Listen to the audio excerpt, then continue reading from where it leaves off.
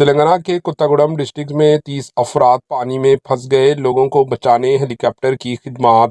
रियासत तेलंगाना के कई डिस्ट्रिक्ट्स में बारिश का सिलसिला जारी है। इसी दौरान कोत्तागुड़म जिले में मंदिर के दर्शन के लिए जाने वाले 30 भक्त नदी में अचानक पानी के आने से फंस गए। ये वाकया कोत्तागुड़म जिले के अश्वरावपेट मंडल के नारायणपुर के कट्टा मैसम्मा के पास पेश आया। मुकामी लोगों ने पुलिस को इसकी इत्तला दी और पुलिस ने एनडीआरएफ की टीम को तलब करते हुए पानी में फंसे भक्तों को निकालने की कोशिश कर रहे हैं।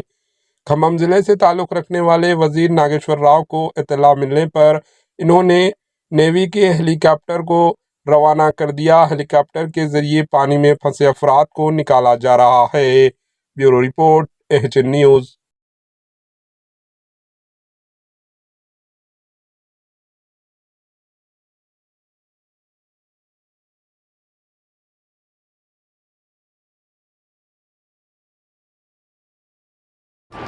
एएचएन न्यूज़ को लाइक करें, शेयर करें और सब्सक्राइब करना ना भूलें।